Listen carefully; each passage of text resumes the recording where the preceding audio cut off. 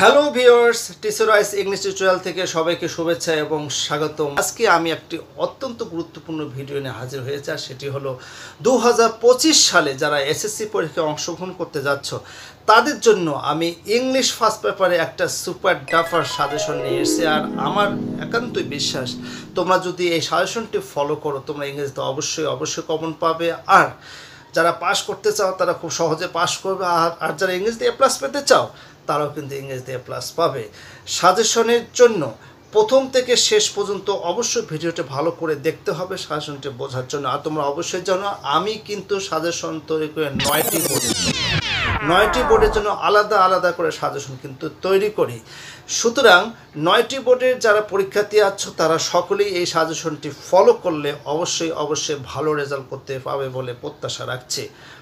কাজেই প্রথম থেকে শেষ পর্যন্ত ভিডিওটি অবশ্যই দেখবে। আর আমার ডেসক্রিপশন বক্স থেকে এই পিডিএফ ফাইলটি ডাউনলোড করে নিয়ে অবশ্যই প্রিন্ট আউট করে তোমার পড়ার টেবিলে রেখে দিবে এবং সেই অনুযায়ী ফলো করবে।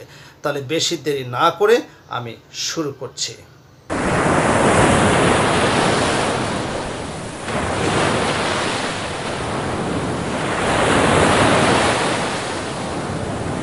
ডাপা suggestion on English first paper SSC exam 2025 সাল। এক কথা 2025 সালে যারা এসএসসি পরীক্ষায় অংশগ্রহণ করতে যাচ্ছ তাদের সিন প্যাসেজ 1-এর জন্য অর্থাৎ কোয়েশ্চেন নাম্বার 1 এমসিকিউ এবং শর্ট কোয়েশ্চেন নাম্বার 2 মোট 17 মার্কসের জন্য মোট এখানে 22টি সিন প্যাসেজ সিলেক্ট করা হয়েছে। তোমরা দেখতে পাচ্ছ প্রথম 10টি সিন প্যাসেজে 3টি তারকা চিহ্ন দেওয়া আছে এবং পরবর্তী সিন প্যাসেজগুলোতে 2টি তারকা চিহ্ন দেওয়া আছে। এই 22টি সিন প্যাসেজ অবশ্যই সকল বোর্ডের পরীক্ষার্থীরা পড়বে। তোমরা তার আগে প্রথম 10টি সিন প্যাসেজ যে কোনো টেস্ট পেপার থেকে তোমরা কন্টিনিউ প্র্যাকটিস যদি করো তাহলে অবশ্যই কমন পাবে। প্রশ্নের উত্তরগুলো খুব সহজেই দেওয়ার জন্য তোমাদের অবশ্যই প্র্যাকটিস করতে হবে। যে কোনো টেস্ট পেপার বা মডেল কোশ্চেন থেকে প্র্যাকটিস করবে। আর কিভাবে করবে, এখানে মোট 9টি বোর্ড দেওয়া আছে। 9টি বোর্ডের পরীক্ষার্থীরা যে বোর্ডে যেসব পরীক্ষার্থী অংশগ্রহণ করবে, যেমন ঢাকা বোর্ডের পরীক্ষার্থীরা তোমরা এখানে দেখতে পাচ্ছ ঢাকা বোর্ডে এখানে 1 থেকে 22 নাম্বার পর্যন্ত যে সমস্ত সিরিয়াল রয়েছে 1 থেকে 22 নাম্বার পর্যন্ত সিরিয়ালে থাকা সিন প্যাসেজগুলো সর্বপ্রথমে পড়ে নেবে। এভাবে কি বোর্ডে যারা পরীক্ষার্থী আছো তোমরা তো পড়ে নেবে ভালো করে। ওকে, এরপর আছে সিন প্যাসেজ 2 কোয়েশ্চেন নাম্বার 3 অর্থাৎ গ্যাপ ফিলিং উইদাউট ক্লুজ, যেটা কোয়েশ্চেন নাম্বার 3 জন্য এখানে সর্বপ্রথমে লেখা আছে উপরের 22টি প্যাসেজ অবশ্যই অনেক সময় দেখা যায় যে সিন প্যাসেজ 1-এর জন্য যে সমস্ত সিন প্যাসেজ সিলেক্ট করা হয়েছে অর্থাৎ কোয়েশ্চেন নাম্বার এমসিকিউ এবং শর্ট কোয়েশ্চেনের জন্য যে সমস্ত সিন প্যাসেজ সিলেক্ট করা হয় অনেক ক্ষেত্রে দেখা যায় 3 নাম্বার কোয়েশ্চেনে কিন্তু সেই সমস্ত সিন প্যাসেজগুলো থেকে প্রশ্ন সিলেক্ট হয়। তো এখানে কোয়েশ্চেন নাম্বার 3-র জন্য মোট 18টি সিন প্যাসেজ সিলেক্ট করা হয়েছে সকল বোর্ডের পরীক্ষার্থীদের জন্য। তার মধ্যে এখানে কিন্তু লেখা রয়েছে উপরে 22টি প্যাসেজ কিন্তু আমাদের 3 নম্বর প্রশ্নের আকারেও প্র্যাকটিস করতে হবে। তো এখানে তোমরা অবশ্যই দেখতে পাচ্ছ যে ঢাকা বোর্ডে পরীক্ষার্থী এবং রাজশাহী, কুমিল্লা, যশোর, চট্টগ্রাম, দিনাজপুর, ময়মনসিংহ, সিলেট এবং বরিশাল বোর্ডের যারা পরীক্ষার্থী আছো তোমরা তোমাদের সিরিয়ালে থাকা যে সমস্ত সিন প্যাসেজগুলো আছে সবার আগে এগুলো পড়ে নেবে। যে কোনো পুরনো টেস্ট পেপার বা মডেল কোশ্চেন বই থেকে পড়ে নেবে, ঠিক আছে? এখন থেকে যদি পড়ো অবশ্যই কমন পাবে এবং পরীক্ষা ভালো করতে পারবে। এরপর হচ্ছে আনসিন প্যাসেজ অর্থাৎ কোয়েশ্চেন নাম্বার 5। আমরা জানি আনসিন প্যাসেজ থেকে আমাদের 2 ধরনের প্রশ্ন সিলেক্ট হয়, একটা হচ্ছে ইনফরমেশন ট্রান্সফার এবং আরেকটি হচ্ছে সামারি। এই 2 ধরনের প্রশ্ন সিলেক্ট হয় আনসিন প্যাসেজ থেকে।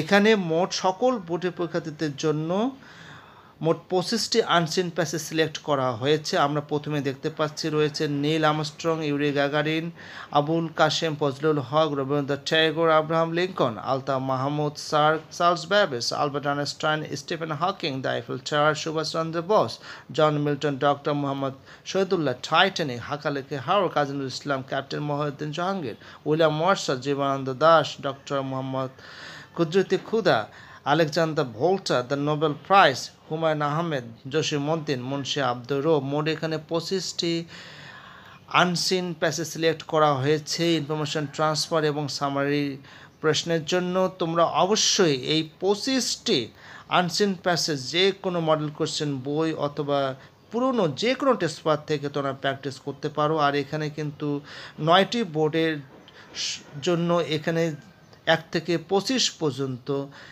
যে সমস্ত সিরিয়াল নাম্বার দেওয়া হয়েছে সেই সমস্ত সিরিয়ালে থাকা সমস্ত আনসিন প্যাসেজগুলো অবশ্যই প্র্যাকটিস করবে। তোমরা এখানে দেখতে পাচ্ছ সকল বোর্ডের পরীক্ষার্থীর জন্য এখানে সিরিয়াল নাম্বারগুলো দেওয়া আছে 1 থেকে 25 পর্যন্ত।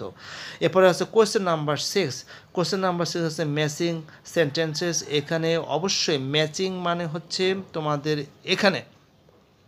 এখানে কলাম এ থেকে কলাম বিতে তোমাদের কিন্তু সেন্টেন্স মেকিং করতে হবে, অর্থাৎ মেলাতে হবে, তোমাদের শুদ্ধভাবে সেন্টেন্স তৈরি করতে হবে। আর সেই জন্য এখানে প্র্যাকটিসের কোনো বিকল্প নেই। 2018 থেকে 2024 সাল পর্যন্ত যতগুলো ম্যাচিং আছে তোমরা অবশ্যই প্র্যাকটিস করবে।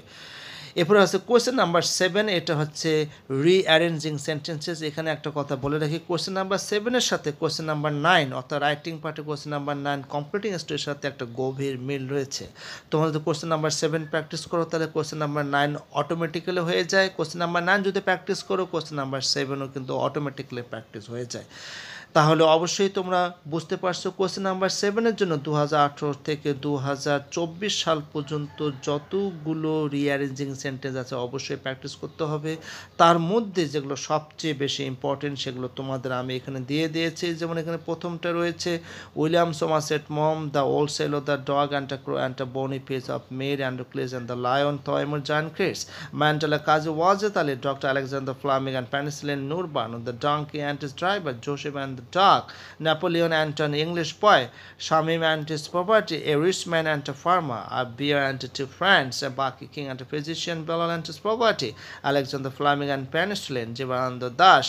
এই কয়েকটি আসলে স্টোরি খুবই ইম্পর্টেন্ট। আমি তোমাদের আগেই বলেছি কোয়েশ্চেন নাম্বার 9 এবং কোয়েশ্চেন নাম্বার 10, কোয়েশ্চেন নাম্বার 9 এবং কোয়েশ্চেন নাম্বার 7 আসলে একই সূত্রে গাথা। সুতরাং কোয়েশ্চেন নাম্বার 7 এবং কোয়েশ্চেন 9 প্র্যাকটিস অবশ্যই ভালো করে করবে, তাহলে দুটি প্রশ্ন খুব সহজেই দিতে পারবে।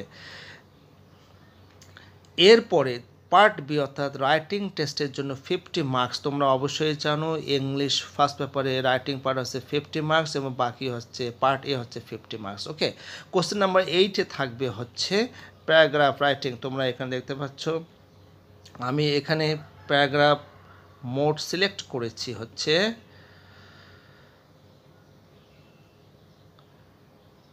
25টি প্যারাগ্রাফ সিলেক্ট করা হয়েছে, কিন্তু সবগুলোর উপরে 3 তারকা দেওয়া নেই। কিছু কিছু প্যারাগ্রাফের উপরে 3 তারকা, কিছু কিছু প্যারাগ্রাফে 2 তারকা এবং কিছু কিছু প্যারাগ্রাফে 1 তারকা দেওয়া আছে। তবে এখানে নির্দেশনা হলো 3 তারকা চিহ্নিত প্যারাগ্রাফগুলো সবচেয়ে বেশি ইম্পর্টেন্ট, এগুলো আগে পড়ে নেবে। 1 থেকে 25 নম্বর সিরিয়ালে থাকা যে সমস্ত প্যারাগ্রাফ এখানে দেওয়া হয়েছে তোমরা স্ব বোর্ডের পরীক্ষার্থীরা সেই সমস্ত সিরিয়ালে থাকা প্যারাগ্রাফগুলো আগে পড়ে নেবে।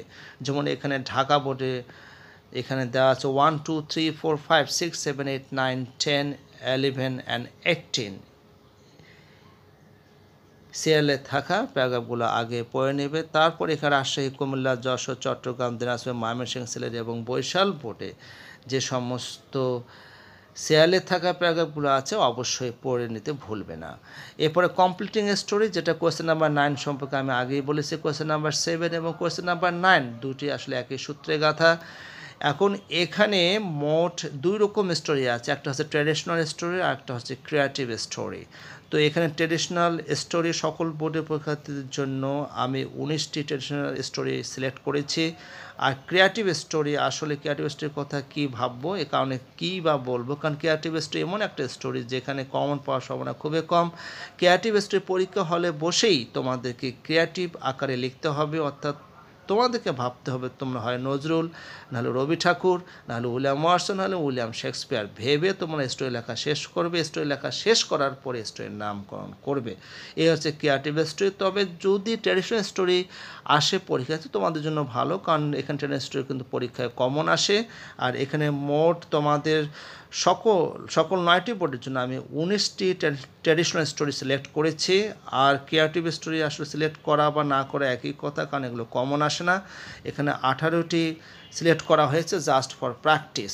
ঠিক আছে, তাহলে সকল বোর্ডের পরীক্ষার্থীরা অবশ্যই তোমরা ট্র্যাডিশনাল স্টোরিগুলো পড়ে নেবে। এখন এখানে একটি নির্দেশনা খেয়াল করো, ঢাকা বোর্ড এখানে দেওয়া আছে 1 2 3 4 5 6 7 8 9 10 11 12 13 14 15 16 17 18 19, অর্থাৎ 1 থেকে 19 নাম্বারে থাকা যতগুলো ট্র্যাডিশনাল স্টোরি আছে সেগুলো পড়তে হবে। তারপরে এখানে তোমরা দেখতে পাচ্ছ এখানে কিছু নির্দেশনা দেওয়া আছে এবং এখানে স্টার্ট দিয়ে লেখা আছে ট্র্যাডিশনাল স্টোরি, তারপর লেখা আছে কমন পাওয়ার সম্ভাবনা বেশি। তার মানেটা হলো ঢাকা বোর্ডে এবার ট্র্যাডিশনাল স্টোরি আসার সম্ভাবনা আছে, রাজশাহী বোর্ডে ক্রিয়েটিভ স্টোরি আসার সম্ভাবনা আছে, কুমিল্লা বোর্ডে ট্র্যাডিশনাল স্টোরি আসার সম্ভাবনা আছে, যশোর বোর্ডে ট্র্যাডিশনাল স্টোরি আসার সম্ভাবনা আছে, চট্টগ্রাম বোর্ডে ট্র্যাডিশনাল স্টোরি আসার সম্ভাবনা আছে, দিনাজপুর বোর্ডে ট্র্যাডিশনাল স্টোরি আসার সম্ভাবনা আছে, ময়মনসিংহ বোর্ডে ক্রিয়েটিভ স্টোরি আসার সম্ভাবনা আছে এবং সিলেট এবং বরিশাল বোর্ডে ট্র্যাডিশনাল স্টোরি আসার সম্ভাবনা আছে। সেই জন্য তোমরা যখন পড়বে একটু ভালো করে নির্দেশনাগুলো দেখে নেবে। আর ক্রিয়েটিভ স্টোরি সম্পর্কে তো বললামই, কারণ এখানে ক্রিয়েটিভ স্টোরি কম পাওয়ার সম্ভাবনা একদমই 0, কারণ এখানে শুধুমাত্র প্র্যাকটিস করবে, পরীক্ষা হলে বসেই তোমাদের ক্রিয়েটিভ আকারে ক্রিয়েটিভ স্টোরিটা লিখতে হবে। এরপর question number 10, graph and charts মূলত এটা হচ্ছে কলাম গ্রাফ এবং পাই চার্ট, এই দুটো আকারেই আসলে পরীক্ষায় এসে থাকে। লাইন গ্রাফ আসে না বললেই চলে। গ্রাফ অর্থাৎ কলাম গ্রাফ আর হচ্ছে পাই চার্ট, এই দুটো থেকেই পরীক্ষায় আসে। তোমরা এখানে দেখতে পাচ্ছ সকল বোর্ডের পরীক্ষার্থীর জন্য আমি 1 থেকে 8 পর্যন্ত কলাম গ্রাফ সিলেক্ট করেছি এবং পাই চার্ট মোট 6টি সিলেক্ট করেছি। এখন ঢাকা বোর্ডের জন্য এখানে আবারও কিন্তু তারকা চিহ্ন দেওয়া আছে। এই তারকা চিহ্নটার অর্থ হলো যে ঢাকা বোর্ডে গ্রাফ আসার সম্ভাবনা বেশি, রাজশাহী বোর্ডে গ্রাফ আসার সম্ভাবনা বেশি এবং কুমিল্লা আর যশোর বোর্ডে পাইচার আসার সম্ভাবনা বেশি, চট্টগ্রাম বোর্ডে গ্রাফ আসার সম্ভাবনা বেশি, দিনাজপুর, ময়মনসিংহ এবং সিলেট বোর্ডে পাইচার আসার সম্ভাবনা বেশি এবং বরিশাল বোর্ডে আবার গ্রাফ আসার সম্ভাবনা বেশি। এখানে সেজন্য লেখা আছে উপরে তারকা চিহ্ন দ্বারা বোঝানো হয়েছে যে উক্ত বোর্ডে সেই নির্ধারিত গ্রাফ বা পাইচার্ট কম পাওয়ার সম্ভাবনা বেশি। তোমরা এখানে অবশ্যই দেখতে পাচ্ছ মোট এখানে 14টি গ্রাফ সিলেক্ট করা হয়েছে, অর্থাৎ 8টি গ্রাফ এবং 6টি পাই চার্ট 9টি বোর্ডে পরীক্ষার্থীর জন্য 2025 সালে যারা অংশগ্রহণ করতে যাচ্ছ তাদের জন্য সিলেক্ট করা হয়েছে। তোমরা অবশ্যই পড়বে আর একটা ফরম্যাট শিখে নেবে। এক কথায় গ্রাফের জন্য একটা ফরম্যাট শিখে নেবে, একটা ফরম্যাট ফলো করে যে কোনো গ্রাফ লিখতে পারবে। একটা পাই চার্টের ফরম্যাট শিখে নেবে, যে কোনো একটা পাই চার্ট ফরম্যাট শিখে নিলে যে কোনো পাই চার্ট তোমরা লিখতে পারবে।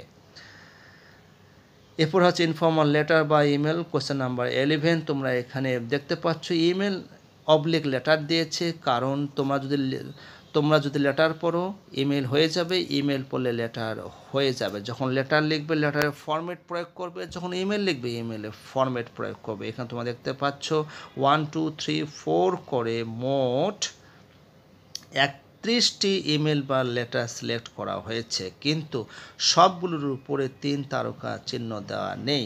আর আমি সবগুলো কিন্তু সাজেশনে সিলেক্ট করে নিই। যেমন ঢাকা বোর্ডে তোমরা এখানে সিয়ালে দেখতে পাচ্ছ ঢাকা বোর্ডে 1 থেকে 22 পর্যন্ত এখানে সিয়ালে দেওয়া আছে লেটার বা ইমেল, যেমন 1 2 3 4 5 6 7 8 9 10 11 12 13 14 15 16 17 19 20 21 22। ঢাকা বোর্ডে 1 থেকে 22 নাম্বার সিরিয়ালে থাকা যে সমস্ত লেটার বা ইমেল আছে সেগুলো আগে পড়ে নেবে। এভাবে ঢাকা বোর্ডের মতো করে অন্যান্য বোর্ডের যারা 2025 সালে পরীক্ষার্থী আছো তোমরা তোমাদের সিরিয়ালে থাকা যে সমস্ত লেটার বা ইমেল আছে তোমরা অবশ্যই ভালো করে পড়ে নেবে, আর পড়লেই কমন পাবে। এরপরে হচ্ছে ডায়ালগ রাইটিং হচ্ছে কোয়েশ্চেন নাম্বার 12।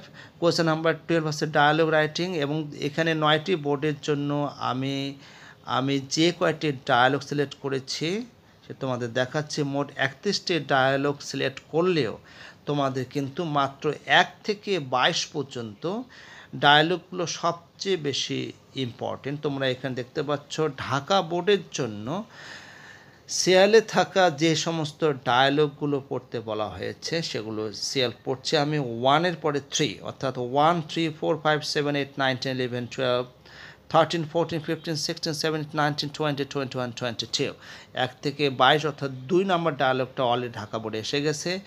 তো এভাবে বাকি বোর্ডের 2025 সালে যারা পরীক্ষার্থী আছো, এসএসসি পরীক্ষার্থী আছো, তোমরাও তোমাদের সিএলে থাকা ডায়ালগগুলো পড়ে নেবে। ইনশাল্লাহ তোমরা অবশ্যই পরীক্ষায় কমন পাবে, এতে কোনো সন্দেহ নেই। শুধুমাত্র কি করবে, এই সাজেশনটি আমার ডেসক্রিপশন বক্স থেকে পিডিএফ ফাইলটি ডাউনলোড করে নেবে, প্রিন্ট আউট করে পড়ার টেবিলে রেখে দেবে। সেই অনুযায়ী অর্থাৎ সাজেশন অনুযায়ী যদি এখন থেকেই, বছরের শুরু থেকেই এখন থেকে যদি প্র্যাকটিস করো, 2025 সালের জন্য একটা ভালো প্রস্তুতি তোমরা নিতে পারবে, বিশেষ করে ইংরাজি বিষয়ে। তো আর বেশি দীর্ঘায়িত করছি না, আজকে এ পর্যন্তই। আর অবশ্যই কমেন্ট করবে, ভালো মন্দ অবশ্যই জানাবে। সবাই ভালো থেকো। ভিডিওটি ভালো লাগলে অবশ্যই লাইক, সাবস্ক্রাইব, নোটিফাই করবেন।